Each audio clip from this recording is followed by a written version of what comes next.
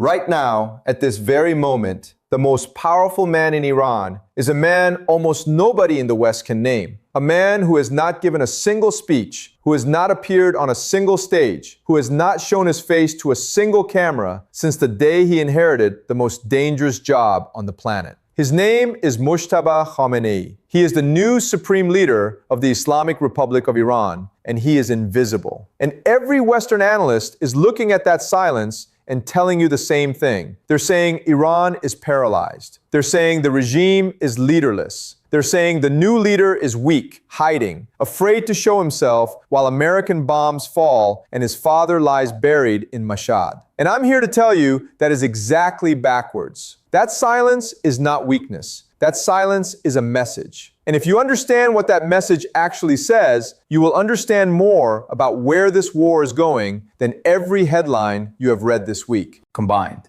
I'm Professor Jiang, and today we are going to decode the silence of a man the world cannot see. I've spent months mapping what's coming between now and 2030. The wars, the economic shocks, the power shifts. And I put all of it into an ebook called The Next Global Shift. If you want it, the link is in the caption and the comment section. Now, let's get into it. Let me start with what happened, because the timing here is everything. Ali Khamenei is dead. He was buried at the Imam Reza Shrine in Mashhad, one of the holiest sites in all of Shia Islam. That is not a small detail. You do not bury an ordinary man there. You bury a man you intend to turn into a saint. And within days, the machinery of the Islamic Republic did what it was built to do. It named a successor. Mujtaba Khamenei, the second son, the man who spent decades in the shadows building networks inside the Revolutionary Guard, inside the clerical establishment, inside the intelligence services. And then, the moment he took power, he vanished. No inauguration broadcast, no address to the nation, no triumphant appearance before the crowds, nothing. Total silence from the top of the pyramid while the country is at war. Now, here is the trap that almost everyone falls into. In the Western political mind, a leader who does not speak is a leader who is not in control. We are trained to think that power means visibility. The president gives the address, the prime minister stands at the podium. The strong leader shows his face, projects confidence, reassures the markets. So when we see a new supreme leader who says nothing and shows nothing, our instinct screams weakness. Our instinct says he's hiding because he's afraid. He's silent because he has nothing to say. He's invisible because he doesn't actually control the levers of power. And that instinct is the single most expensive mistake you can make when reading Iran. Because Iran does not run on the logic of Western visibility. It runs on a completely different operating system. Let me explain what that operating system is. In Shia political theology, the highest form of authority is not the loud authority, it's the hidden authority. This is not an accident. This is the theological core of the entire Islamic Republic. The central figure in 12-verse Shia belief is the 12th Imam, the Mahdi, who according to the doctrine did not die but went into occultation, into hiddenness more than 1,000 years ago. He is the true and legitimate ruler of the world, and he governs from concealment. He is real, he is present, he is in command, and he is unseen. That is not a bug in the belief system, that is the belief system. The most powerful authority in the universe, in the Shia worldview, is precisely the one you cannot see. So when a new supreme leader inherits power in the middle of a war and immediately withdraws from view, he is not signaling fear to his own people. He is stepping into the oldest and most powerful symbolic role their entire civilization understands. Hiddenness is not weakness in Iran. Hiddenness is legitimacy. Now, let me connect that to something colder, something strategic, because I don't want you to think this is only about theology. There is a hard security logic here too, and it's just as important. Think about what just happened to the Iranian leadership. The Israelis and the Americans have spent the last phase of this war doing one thing above all others. They have been decapitating. They have targeted commanders, scientists, and by the reckoning of the regime itself, they reached all the way to the top and killed the supreme leader. When your enemy has just proven that they can find and kill anyone who becomes visible, what is the most rational thing a new leader can do? He disappears. He does not give the enemy a schedule. He does not give the enemy a stage with known coordinates. He does not become the next name on the target list the moment he takes the oath. The invisibility is not just theater, it is survival. It is a man who watched his father die and drew the only sane conclusion: do not be where they can see you.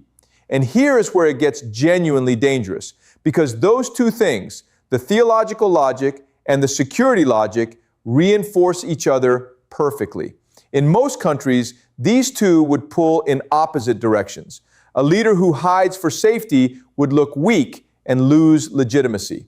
But in Iran, the leader who hides for safety gains legitimacy because hiddenness is holy. So Mujtaba Khamenei gets to be both safe and sacred at the same time. He gets to be untouchable in the literal sense and untouchable in the symbolic sense. Do you see how much strength is hiding inside what the headlines are calling weakness? The West is looking at an empty podium and seeing a vacuum. Iran is looking at that same empty podium and seeing the outline of the hidden imam. Those are not small differences in interpretation. Those are two completely different realities, and only one of them is going to be proven correct by what happens next. So let's ask the real question. If the new supreme leader is silent, then who is talking? Because power still has to be exercised. Decisions still have to be made. Somebody is running the war. And this is where the invisibility becomes a strategy, not just a symbol. When the man at the top says nothing, everyone below him has to guess what he wants. And everyone below him has to act as if they already know. That does something very specific to a system. It pushes initiative downward. It empowers the hardliners. Think about it. If you are a commander in the Revolutionary Guard and the supreme leader has gone silent, you are not going to interpret that silence as an order to negotiate and make peace. You are going to interpret it as permission. Silence from the top in a wartime revolutionary state is not a break, it's an accelerator. Every faction that wants to escalate now gets to say, this is what the leader would want. And there is no leader visible to contradict them. This is exactly what I want you to hold on to, because it's the thing the mainstream coverage is completely missing. We keep hearing that mediators from Qatar and Pakistan are flying to Tehran to de-escalate. We keep hearing that Iran's president is on the phone with the Pakistani prime minister trying to save the nuclear talks. And that's all true. But notice who is doing that talking. The president, the mediators, the diplomats, the visible people. And notice who is silent. The one man whose word actually overrides all of them. In the structure of the Islamic Republic, the president does not decide the strategic direction of the state. The supreme leader does. So you have a situation where the people negotiating for peace do not have the final authority. And the person who has the final authority is saying nothing at all. That is not a country moving toward a deal. That is a country where the peace track is theater and the war track is running in the dark. Let me make this concrete because I want you to see how it plays out on the ground. The Americans have declared the ceasefire over. They've launched new strikes after Iranian tanker activity in the Strait of Hormuz. The US Treasury has slammed the oil sanctions back into place, ripping up the waiver that briefly let Iranian oil flow. So Iran is now being told at the exact same moment two contradictory things. The diplomats are being told, come back to the table, finish the deal, and we'll ease the pressure. And the reality on the ground is telling them, we just tore up the last agreement, we just reimposed sanctions, and we're bombing you again. Now, put yourself inside the mind of an Iranian hardliner reading those two signals. Which one do you believe? You believe the bombs. You believe the sanctions. You conclude that negotiation is a trap designed to keep you talking while your enemy reloads. And the one man who could overrule you, who could say, no, we hold the line and we make the deal, that man is invisible. He is saying nothing. And his silence sounds a lot like a yes. Now, I want to talk about the nuclear question because it sits underneath all of this like a fault line. The IAEA inspectors are still locked out of the enrichment sites that got bombed. Nobody outside Iran actually knows the current state of the program? Was the enriched uranium destroyed, or was it moved before the strikes? Are the centrifuges gone, or are they buried and spinning somewhere we can't see? This is the single most important unknown in the entire crisis. And here's the terrifying part. It mirrors the leadership. Just like the new supreme leader, the nuclear program has gone invisible. And invisibility, in both cases, does the same work. It denies your enemy targets. It denies your enemy's certainty. And it forces your enemy to negotiate against a shadow. You cannot bomb what you cannot find. You cannot pressure a man who will not appear. Iran has taken its two most valuable assets, its leader and its bomb program, and it has done the exact same thing with both of them. It has made them disappear. That is not chaos. That is a doctrine. That is a country that has studied exactly how it was hunted and has decided that the answer to being hunted is to become unseeable. So let me lay out what I think the invisible leader is actually telling the world, because that's the promise I made you at the start. Message number 1 is aimed at Washington and Tel Aviv. It says, you cannot kill your way to victory here because we have removed the head from the target. You spent enormous effort reaching the top of our pyramid. And the moment you got there, the top of the pyramid dissolved into smoke. There is no single man to strike now, no single stage to bomb, no single voice whose death ends the war. You are fighting a system that has learned to operate without a face. Message number 2 is aimed at the Gulf monarchies, at Saudi Arabia, at the UAE, at Qatar. It says, do not assume we are collapsing. Do not bet on our funeral, because a leader you cannot see is a leader who cannot be counted out. If you place your money on the theory that Iran is leaderless and finished, and that theory is wrong, you will have chosen the losing side of the most important wager in the region. And message number 3 is aimed inward at Iran's own people and its own factions. It says, the guardianship continues. The line is unbroken.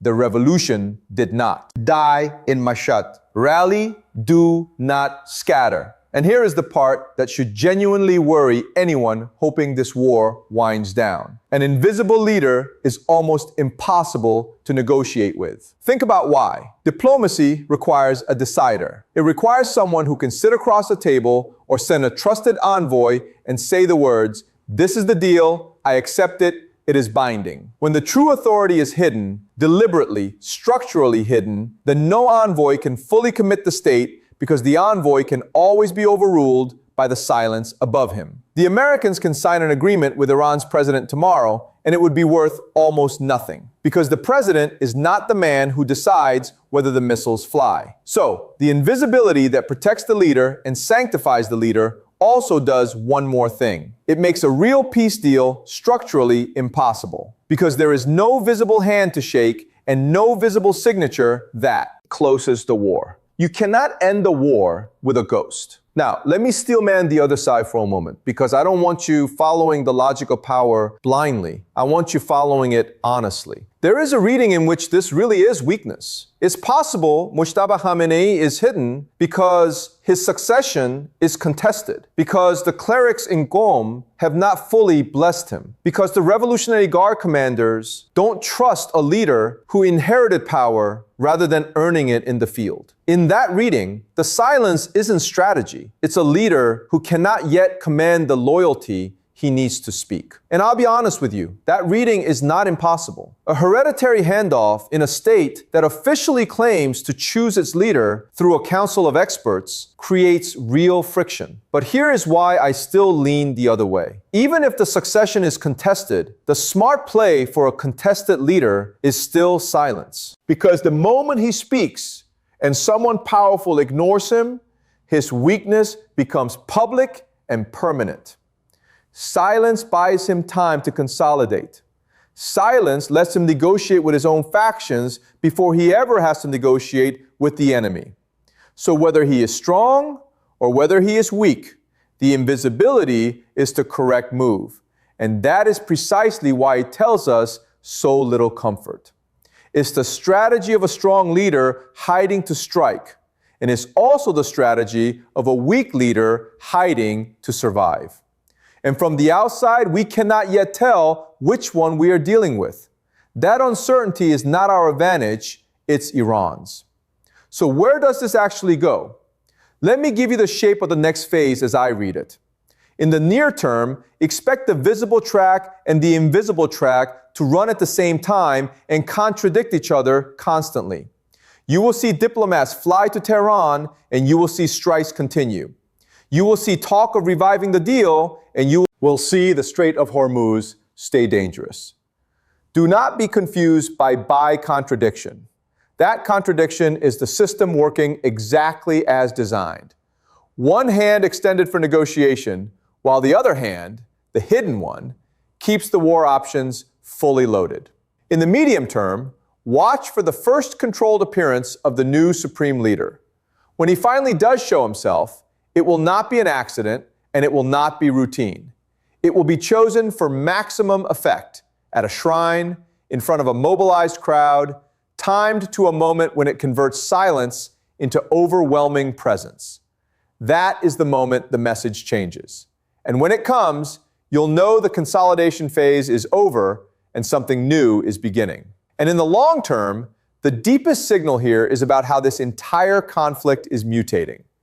We are watching the birth of a state that has learned to fight without a visible center, that hides its leader like it hides its uranium, that has turned invisibility itself into a weapon system that is much harder to defeat than a normal country and much harder to make peace with. And both of those things point in the same grim direction. Here's what I want you to take away. When the whole world tells you a leader is weak because he is silent, ask yourself whose logic you are using to judge him. If you use the West's logic, silence looks like fear. If you use Iran's own logic, silence looks like the hidden imam, the untouchable authority, the man who commands precisely because he cannot be seen. The dangerous mistake is not misreading one man. The dangerous mistake is reading a foreign civilization through your own reflexes and then betting a war on it. The invisible supreme leader is not an absence, he is a signal. And the signal says the fight is not over. The deal is further away than the headlines pretend. And the people underneath that silence are being handed permission to escalate. If this changed the way you see what's happening in Iran right now, do me a favor and subscribe to Jiang Decoded. I'll see you in the next video. Take care.